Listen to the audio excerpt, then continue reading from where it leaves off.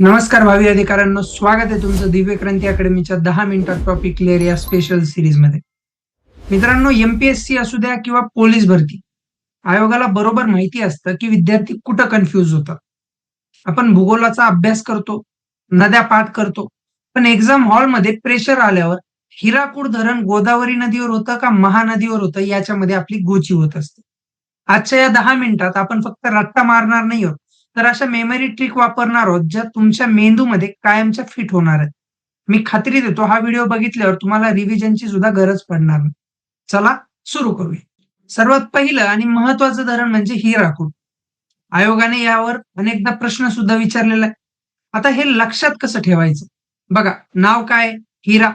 मला सांगा, हिरा ही सामान्य गोष्ट आहे का? नाही. हिरा खूप मौल्यवान गोष्ट आहे. मग इतकी मोठी मौल्यवान गोष्ट आपण एखाद्या लहान नदीमध्ये ठेवू का? किंवा लहान ठिकाणी ठेवू का? नाही. हिरा ठेवण्यासाठी नदी पण कशी हवी? महान हवी. ठिकाण सुद्धा कसं हवं? महान हवं. म्हणून लक्षात ठेवा, हिरा बरोबर महानदी. लक्षात ठेवा, हे भारतातील सर्वात लांब धरण आहे. आयोगाने उंच आणि लांब याच्यामध्ये जर कन्फ्यूज केलं तर फसायचं नाही.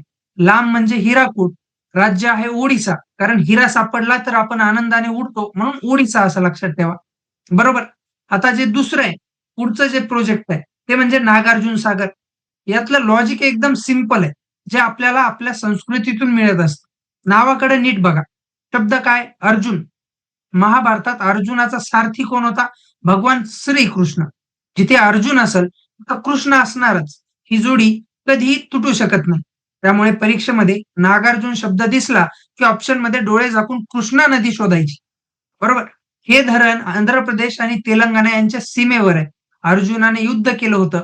इथे 2 राज्यांच्या सीमांचा मुद्दा आहे, असं सुद्धा असोसिएट करा. बरोबर. आता वळूया उत्तरेकडं. तिहिरी धरण. याची ट्रिक एकदम भारी आहे. तिहिरी लिहिताना आपण इंग्रजीमध्ये टी लिहितो. तुम्ही टी आकाराचा डोंगर डोळ्यासमोर आणायचा. टी वरून काय? टॉप, उंच. म्हणजे काय? सर्वात उंच धरण कुठलंय? तर टिहिरी धरण. बरोबर. आता मला सांगा, जर खूप उंचीवरून तुम्ही पाणी खाली ओतलं, तर ते हळू येईल का? नाही. ते एकदम येईल. कसं येईल? सुसाट येईल, भागत येईल, धावत येईल. म्हणून पाणी वेगानं भागतंय, म्हणून नदी कुठली? भागीरथी. बरोबर. एम-पी-एस-सीचे विद्यार्थी इथं चुका करतात. आयोग विचारतं सर्वात उंच धरण कोणतं? तर उत्तर काय? टिहरी. पण जर विचारलं सर्वात उंच सरळ गुरुत्वीय धरण कोणतं? तर उत्तर काय येईल? भाकरा नांगल. त्यामुळे फक्त उंच विचारलं तर टिहरी आणि टी वरून भागीरथी फिक्स करायचं. बरोबर आहे. आता साउथ इंडियामध्ये जाऊ. मेट्टूर धरण या नावाची फोड करा. मेट्टूर, मीट म्हणजे भेटणे आणि टूर म्हणजे फिरणे. आपण एक ट्रिकसाठी एक छोटीशी स्टोरी बनवू. कावेरी नावाची तुमची एक मैत्रीण आहे, जी टूरवर गेली होती, है ना? आणि तिथे जाऊन ती तुम्हाला भेटली. काय झाली? मीट, है ना? सोपं आहे. टूर अधिक मीठ. मेट्टूर आणि मैत्रीण कोण? कावेरी. कावेरी नदीला दक्षिणेची गंगा म्हणतात. त्यामुळे हे धरण तामिळनाडूसाठी खूप महत्वाचं आहे. आता जे पुढचं आहे सरदार सरोवर. हे तर कोणाचंच चुकू शकत नाही आणि कोणाचं चुकतही नाही. तरीही सांगतो. सरदार सरोवर भारताचे लोहपुरुष सरदार वल्लभभाई पटेल. नदीचं नाव आहे नर्मदा. है ना? ट्रिक अशी लक्षात ठेवायची. सरदार पटेल जे आहेत, ते स्वभावाने पोलादी पुरुष होते. है ना? पण देशासाठी तेवढेच नम्र होते. नर्मदा शब्दामध्ये नम्र आहे. त्यामुळे आणि हे राज्य कुठलं आहे? गुजरात. कारण सरदार पटेल गुजरातचे होते. या प्रकल्पाला गुजरातची जीवनवाहिनी सुद्धा म्हणलं जातं. है ना? हा प्रश्न पोलीस भरतीला हमखास येत असतो. आता केरळमध्ये येऊया. त्याच्यामध्ये केरळमध्ये कुठलं आहे? इडुक्की धरण. है ना? नावातच मजा आहे. इडुक्की. इडुक्की ऐकलं की आपल्याला काय येतं? डुबकी. पाण्यात उडी मारणं. आठवतं की नाही? समजा तुम्हाला केरळच्या स्वच्छ पाण्यात डुबकी मारायची.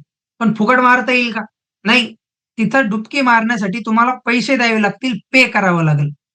पे वरून नदी आठवायची पेरियार. डुबकी, इडुक्की. पे, पेरियार. विद्यार्थ्यांनो, हे एक आर्च डॅम आहे.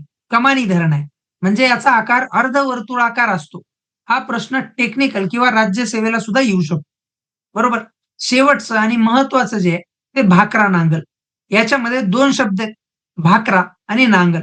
नांगल मधून आपण शब्द घेऊया गल, बोलणे. है ना?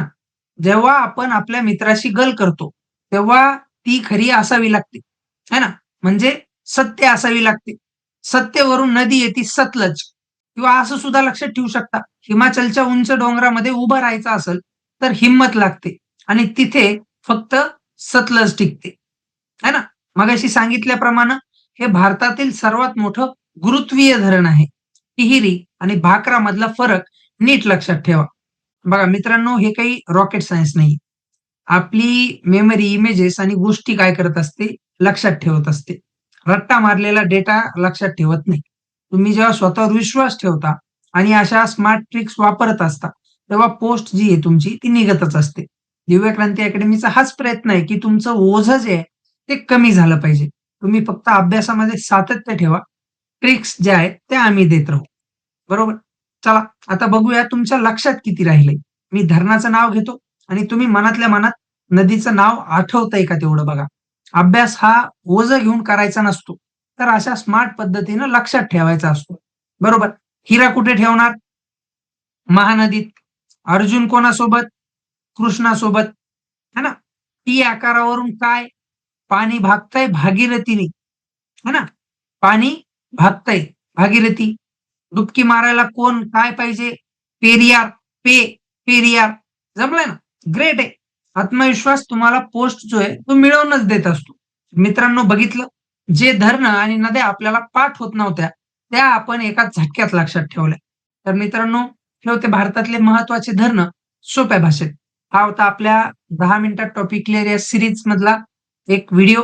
तुम्हाला पुढचा व्हिडिओ कुठल्या टॉपिकवर हवाय? अभयारण्य की इतिहास? कमेंटमध्ये नक्की सांगा. भेटूया पुढच्या 10 मिनिटात पॉवर पॅक सेशनमध्ये. तोपर्यंत शिकत राहा, जिंकत राहा. धन्यवाद. जय हिंद, जय महाराष्ट्र.